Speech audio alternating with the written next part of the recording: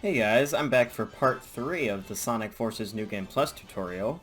In this video we're going to be going over Ghost Town, which is the game's first classic Sonic level. So without further ado, let's begin. So like I said, you're going to want to be familiar with drop dashing, right here, and spin dashing, which is, that mainstay I'm sure every Sonic speedrunner should know at this point. Crouch down and then mash A.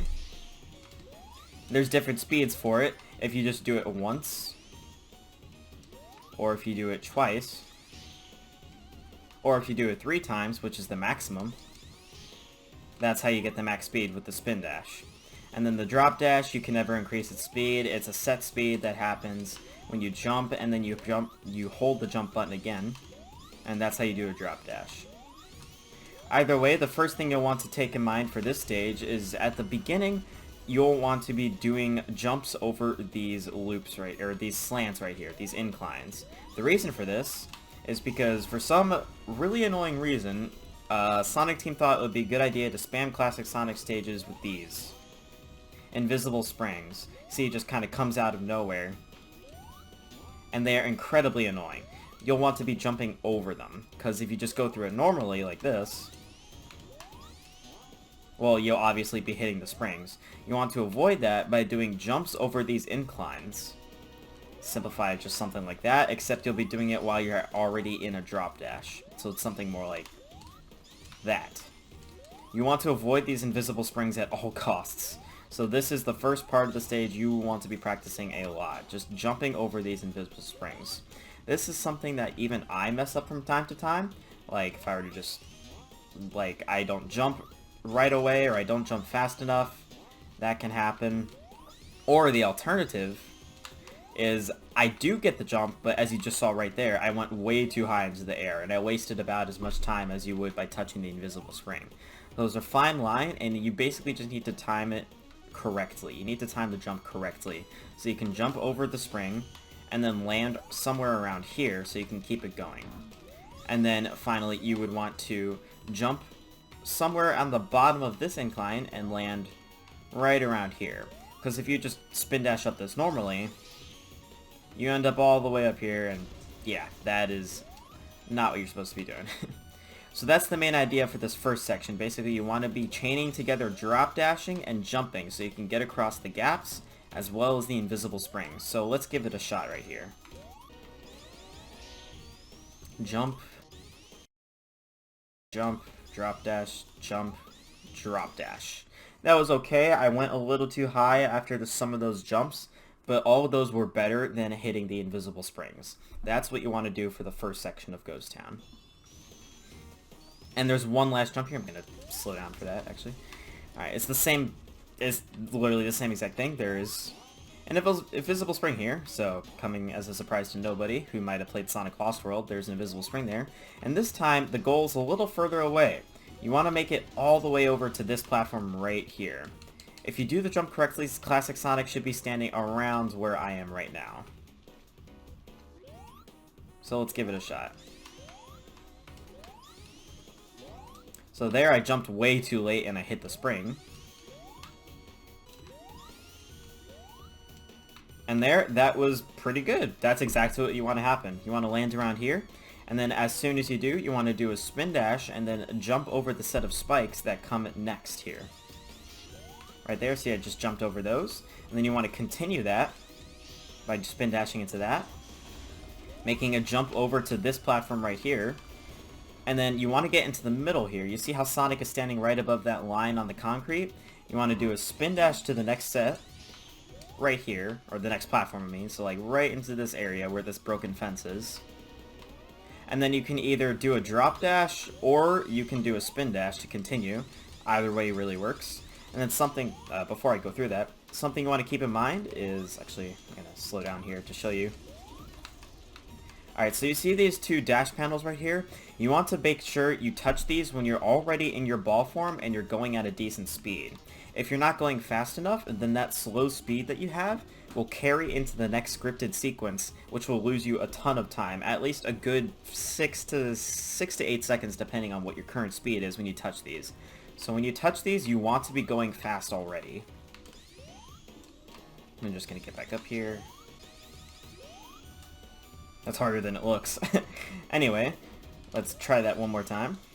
So you'll be coming through here, and then you want to do a drop dash, and the way I would suggest is to hold left while you exit the loop. So like this.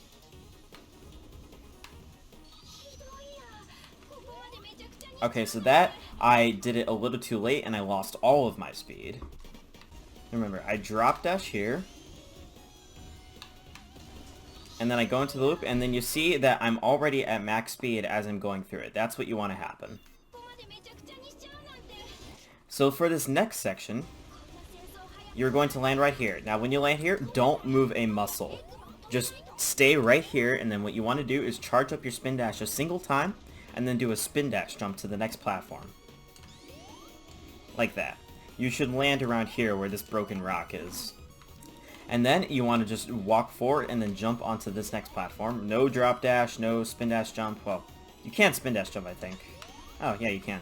But you want to do a regular walk instead. And then you want to jump up here. And then as soon as you get here, you want to spin dash into this spring. And then when you hit the spring, you want to hold right to land on those next set of springs right there that are just floating in the air for some reason. And then hold right again. And then you'll land about here. Now what you want to do here is there's a spring on the right side that you want to land on, obviously, but the problem is there's a set of spikes to the left of it. So while you're in the air, you want to hold a slight right angle, not so far that you miss the spring entirely, but not too close that you accidentally hit the spikes. So you want to do a spin dash jump here, and then time it just right, and hold right at just the right angle so you can land on the spring here. Like that. So in this next section, I cleared out some of the enemies already, but the gist of it is you want to do a spin dash that you charge up all the way, and then you want to jump over the buzz bombers that would be flying through the air, also to avoid the spikes that are on the ground for some reason, and then you want to do a drop dash to go through the horde of badniks that are at the end near the loop. So I do a spin dash here, I jump over the spikes, right? I need to make sure I jump just before I get to those spikes. So I spin dash, jump over the spikes, and I do a drop dash. And then I hit that speed pad over there. And then I just keep holding right. And there's the end of the stage. To put this level in its simplest form, it's a matter of staying on the top path. And like I said, I guess you could say that for a lot of Sonic games. But that's the basic idea. So as always, I'm going to go through the stage just one more time and I will be explaining everything as I go. So let's take a look at that. So I start off with a spin dash and then those series of jumps over the invisible springs.